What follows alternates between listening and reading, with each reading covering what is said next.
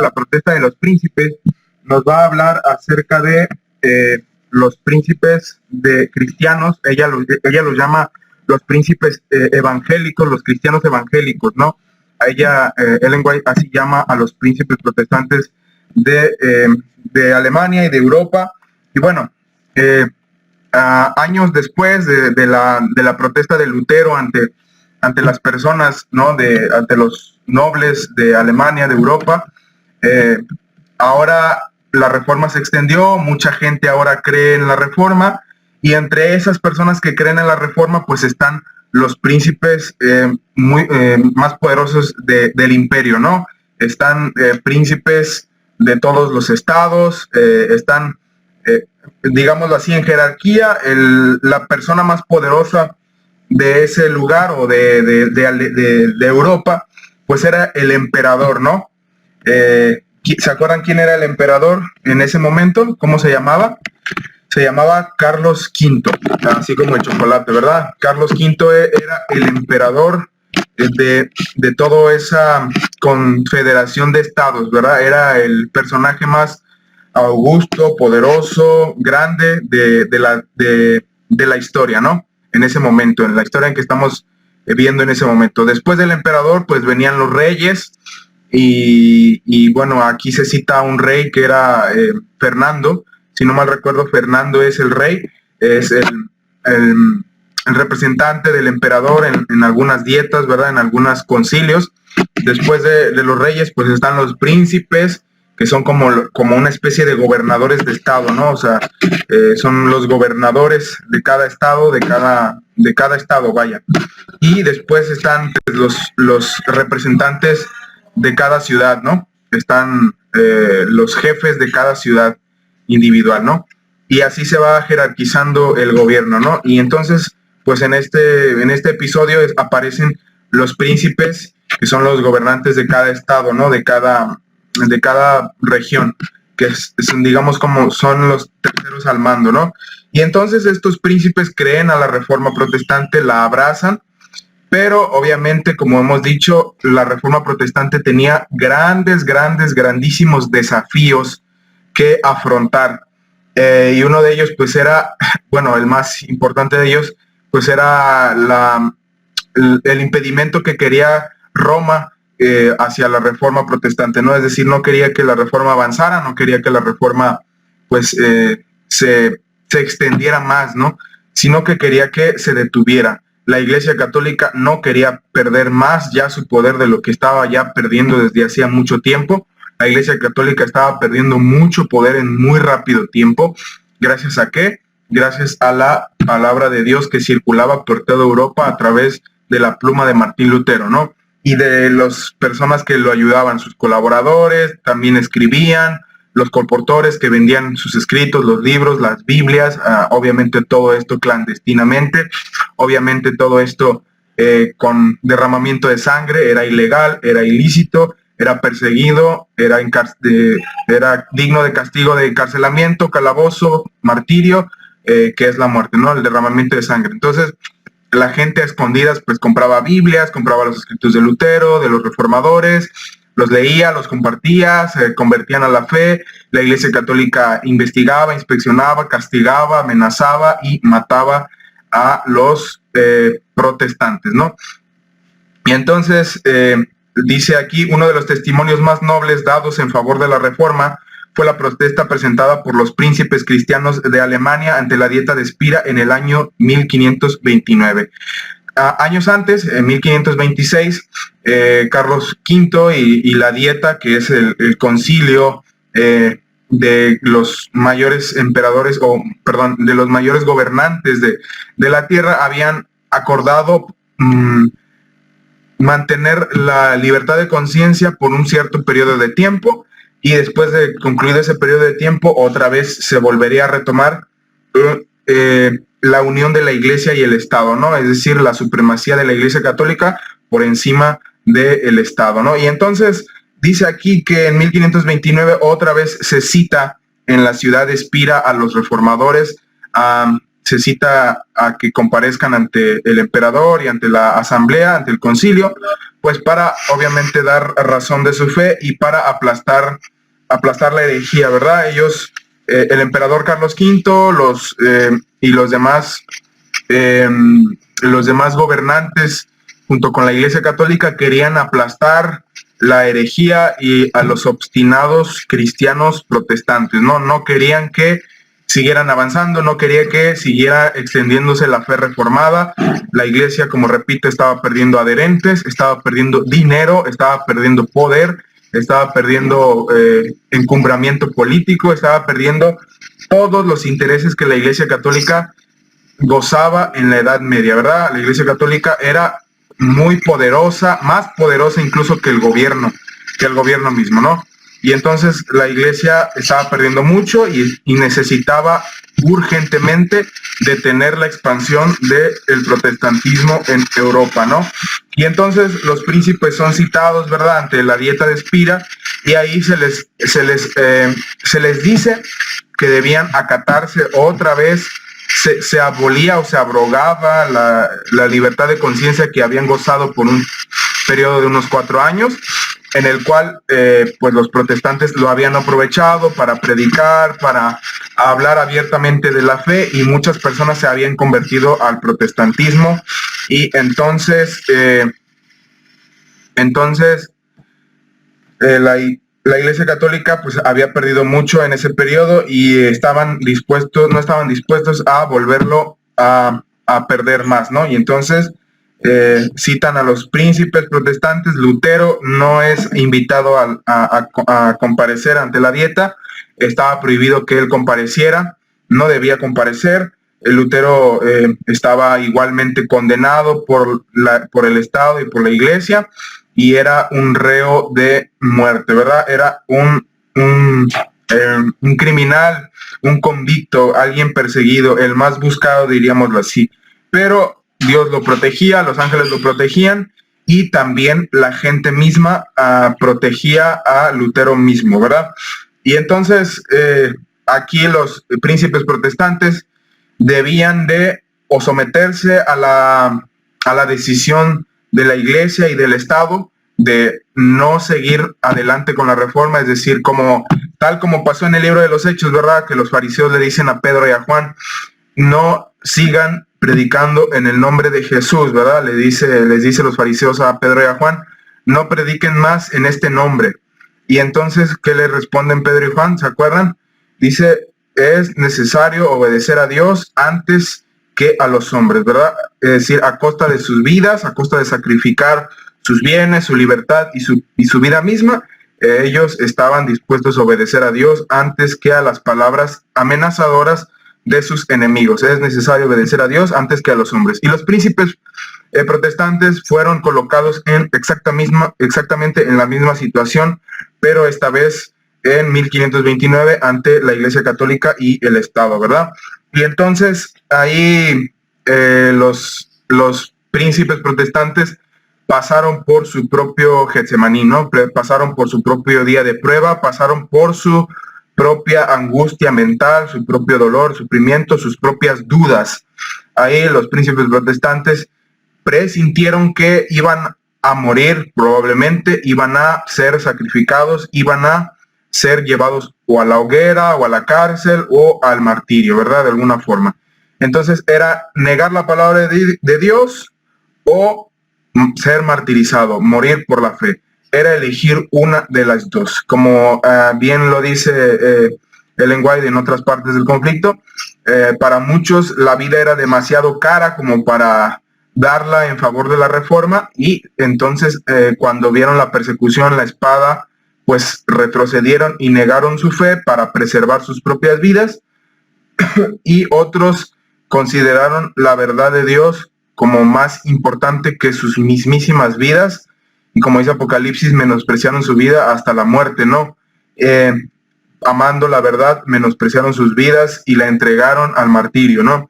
Y entonces debían elegir entre sus propias vidas o entre la causa de Dios. No podían elegir ambas cosas, debían elegir una de las dos.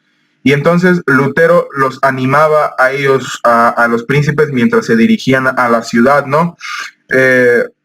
Allí Lutero años antes se había presentado él solito ante el emperador y la dieta, y años después ahora Lutero ya no estaba solo, sino que estaba acompañado de los más poderosos príncipes que habían creído a la verdad y que ahora testificaban del nombre de Cristo ante emperadores y reyes perseguidos por causa de la verdad, como Jesús lo había dicho, ¿verdad?, en los evangelios. Y entonces allí debían o someterse o debían de ponerse del lado de Dios. Y entonces se les dijo a los príncipes que no se siguiera predicando lo que ellos decían. Les concedían algunas facilidades, como por ejemplo, les vamos a dejar que se reúnan, que hablen sus cosas, pero está prohibido que prediquen, está prohibido que otros se sumen a ustedes, está prohibido que se multipliquen los conversos, está prohibido que en las ciudades donde no ha llegado sus ideas se llegue, es decir, manténganse como están, ¿verdad? Les damos libertad a ustedes, les damos libertad a los que ya son protestantes, pero les impedimos seguir avanzando.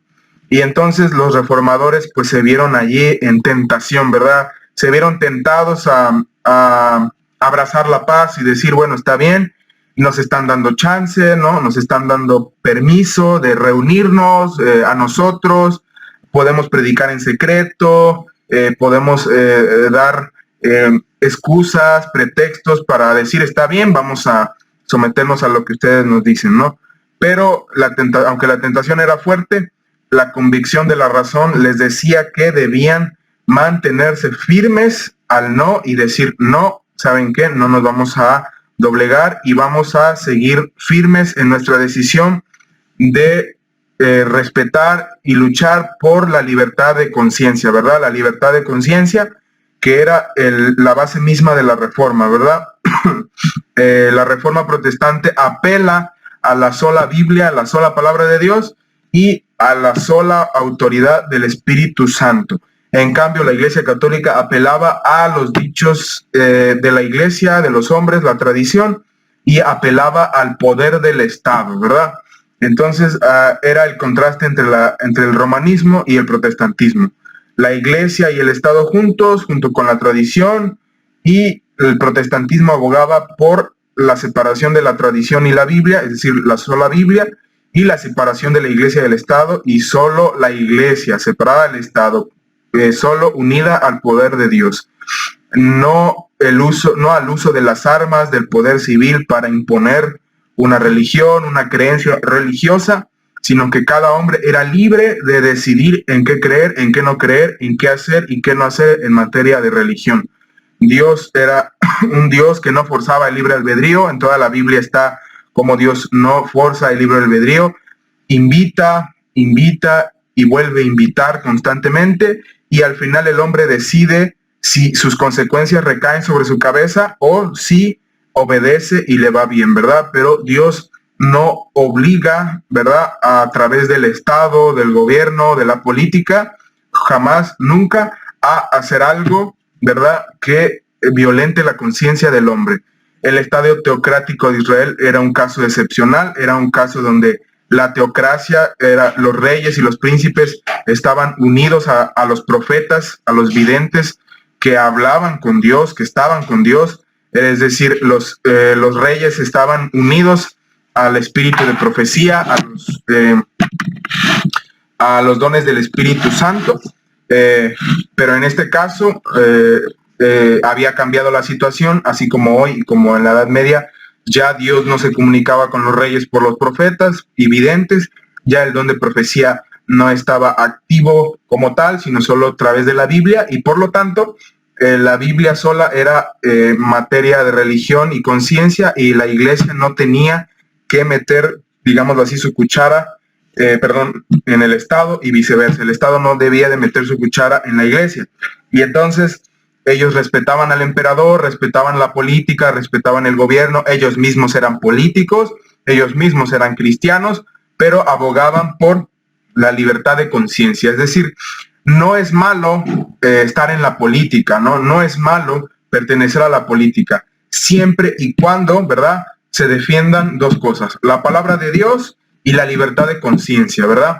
Estas dos cosas se deben de pelear, se deben de abogar, se deben de luchar cuando uno está metido en la política. Al hacer esto, evidentemente se acarreará persecuciones e incluso amenazas de muerte o la misma muerte, ¿no? Tanto como le pasó a Daniel y sus 3 amigos en la corte real de Babilonia, como le pasó a José. Es decir, todas las personas que están en la política es probable, y que defiendan estos principios, es probable que sufran persecución o que sean preservados, así como Daniel fue preservado del foso de los leones, o como sus 3 amigos fueron preservados del horno de fuego, ¿verdad? Dios puede defender a sus guerreros que están en la política de las amenazas y de la persecución de sus enemigos. Y los príncipes protestantes evidentemente también eran defendidos por Dios y por sus ángeles mientras protestaban a favor de la palabra de Dios y de la libertad de conciencia. Y entonces la dieta se asombró al ver cómo estos hombres valientes de Dios estaban dispuestos a ser degollados, estaban dispuestos a abandonar sus títulos, sus honores, sus mantos reales, su corona, su cetro, sus siervos, su casa, sus riquezas, sus tierras, sus palacios. Estaban dispuestos a abandonarlo todo y dejarlo todo por amor a Cristo. Estaban dispuestos a quedarse pobres, estaban dispuestos a quedarse sin familia, sin casa, sin palacio, sin estado, sin política, sin gobierno, sin su título, y quedarse en la nada, e incluso estaban dispuestos a ir a la hoguera, a la muerte, al martirio, ¿verdad? Estaban dispuestos a ser ovejas del matadero con tal de servir a la causa de Dios, tal cual está expresada solo en las Santas Escrituras. Y entonces, así como dice de Auguste, ¿verdad? Esa protesta fue uno de los más grandes días de la Reforma y de uno de los más grandes días en la historia de la religión y de la humanidad. La protesta en cómo ellos se mantuvieron firmes, dueños de sí mismos, ante los más grandes personajes de la tierra que les exigían someterse a la Iglesia Católica y a su poder unido al Estado, ¿no? Y entonces lo único que esperaba la Reforma, pues evidentemente era persecución, era espada y era martirio. Pero no debían retroceder, ¿verdad? No debían de temer, debían de mantenerse firmes, perseverantes ante la persecución religiosa. Y entonces aquí se nos dice que este acto valiente, valeroso de los príncipes fue el acto que le dio a las generaciones venideras y a millares de cristianos en el futuro, les abrió la puerta en favor de la libertad religiosa, la libertad de conciencia, y les abrió la palabra de Dios. Es decir, así como ha sucedido siempre, las generaciones de hoy le deben muchísimo, o le deben muchas cosas a esos hombres valientes que existieron en la antigüedad. Muchas cosas que tenemos hoy las debemos a el trabajo, esfuerzo y valentía de los hombres de Dios de antaño. Y entonces dice aquí que nos narra una historia, ¿verdad?, de Simón Grineo, como él reconvino o protestó contra Faber, un doctor papista fanático. Lo quiso arrestar, pero al parecer un hombre, ¿verdad?, un anciano, le advirtió a Melanchthon, como ya hemos dicho anteriormente quién es él, uno de la mano derecha de Martín Lutero. Melanchthon llevó como escape a Grineo, a Simón Grineo, lo llevó a escape, ¿no?, para salvar la vida, ¿no?, de una manera milagrosa, antes de que llegaran a su casa. Y Melanchthon dijo que pues eso había sido obra de Dios. Y así hay varias historias de tinte sobrenatural que demostraban que Dios y sus ángeles estaban protegiendo a Lutero, a Melanchthon, a los profesores de Heidelberg, los reformadores tanto de ahí como de otras partes de Europa. Estaban protegiendo a muchos reformadores de la causa de Dios, ¿no? Y entonces dice aquí que Carlos V convoca una dieta en Augsburgo, y ahí fueron convocado los jefes de la causa protestante, ¿no? Y otra vez grandes peligros amenazaban a la reforma, pero Martín Lutero siempre animó a los príncipes a que comparecieran con valentía y que no temieran a la muerte, que, como decía Jesús, no teman al que los puede matar, sino que teman a aquel que los puede negar su fe y hacer que su alma se condene eternamente, ¿verdad?, a la muerte eterna y a la destrucción del infierno. Y entonces ahí Martín Lutero escribe el himno Castillo fuerte es nuestro Dios, y muchos lúgubres pensamientos de esos príncipes fueron aliviados y muchos corazones fueron aliviados por ese canto y por las palabras de Lutero. Y entonces Lutero, Melanchthon y sus colaboradores escriben una de las más grandes confesiones de fe de la historia, en donde se señalaban los errores de la Iglesia Católica y se señalaba que la Biblia sola y la palabra de Dios eran las únicas formas de determinar la verdad y por las cuales el hombre debía dirigirse en todos los asuntos de la vida. Y entonces toda la dieta escuchó estas ideas de los reformadores, y aquellas ideas que eran tenidas por indignas de ser escuchados aún por los sirvientes, fueron escuchados por los príncipes y gobernantes, y aquellas ideas que eran consideradas como basura eran escuchadas atentamente, ¿verdad?, por los más grandes hombres de la tierra, ¿no? Y entonces allí estaban príncipes y gente noble y gente de gran poder, hablando acerca y debatiendo acerca de la verdad real de Dios. Y entonces dice aquí que Lutero animaba a Melanchthon, ¿verdad? Animaba a todos, ¿verdad? Lutero era el pastor de la Reforma, Lutero era el gran varón de Dios que era usado, era el Moisés, digámoslo así, ¿verdad?, de la Reforma protestante. Y aquí se nos dice, ¿verdad?, una de las cosas que yo quisiera resaltar más del capítulo y que más me llamó la atención, es que Lutero era el hombre de la oración. Si algo hacía Lutero era orar.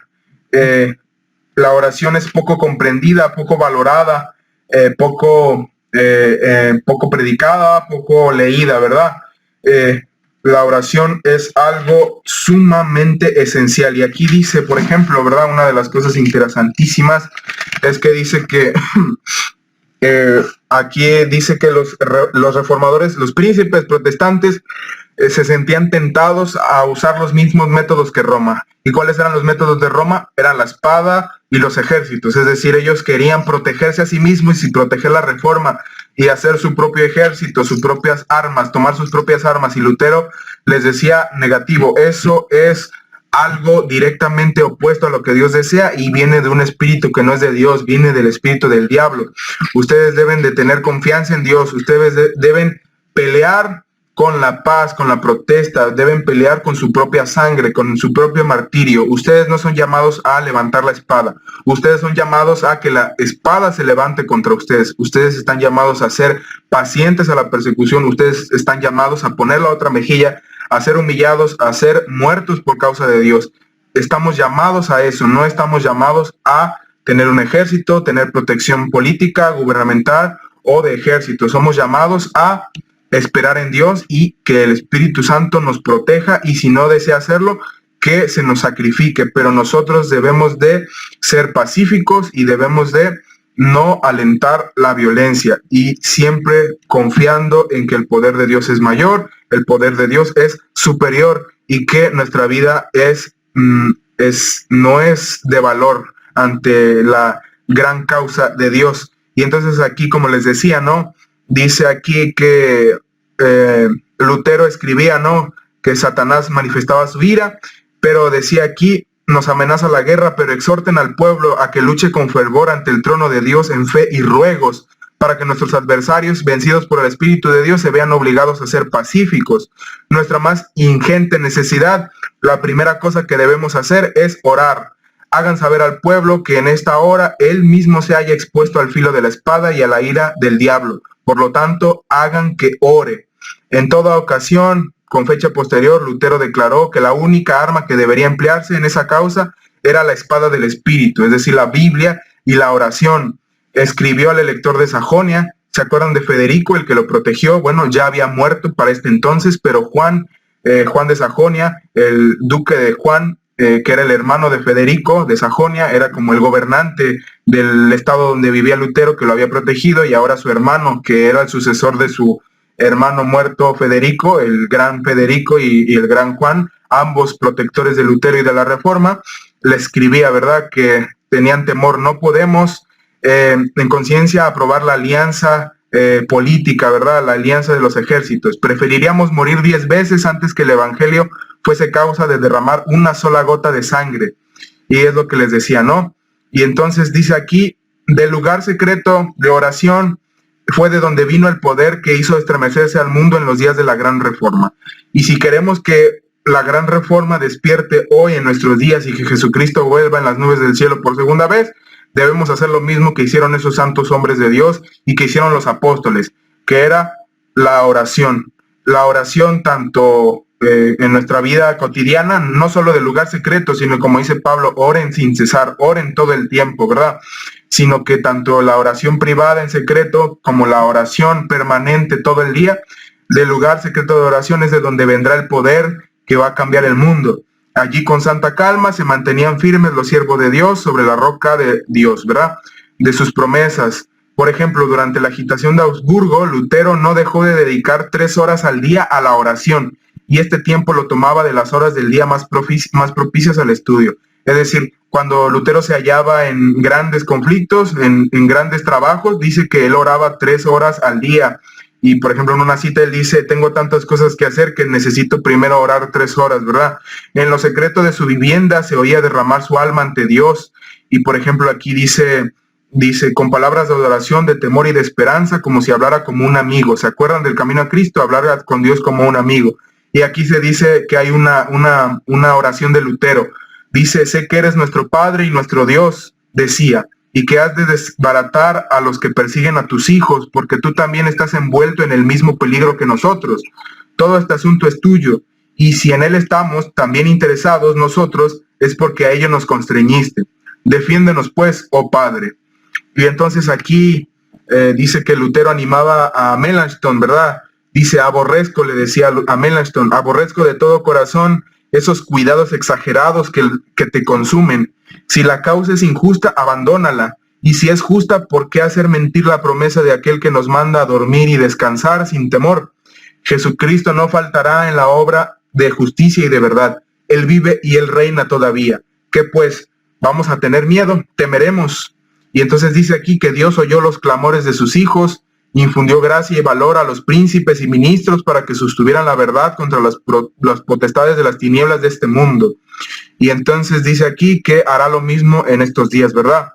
Y entonces los reformadores habían edificado sobre Cristo y las puertas del infierno no podrían prevalecer contra ellos, aunque las puertas del infierno parecían más poderosas y numerosos que ellos, y ellos indefensos y pocos en números, aún así las puertas de Hades, dice Jesús, no podrán contra mi iglesia. Entonces quisiera yo destacar eso, ¿verdad? La Biblia, la palabra de Dios y la oración es a través por las cuales la Reforma Protestante triunfó en su época y a través de cómo podrá triunfar otra vez en nuestros días. Así que esa es un breve repaso, ¿verdad? Bueno, breve no, porque me tardé un poco, pero el repaso, ¿verdad?, de este libro. No sé si tengan algún comentario, alguna opinión, algo que les haya llamado la atención, no lo sé. O si no, pues hasta aquí dejaríamos en esta noche pues el capítulo de la protesta de los príncipes.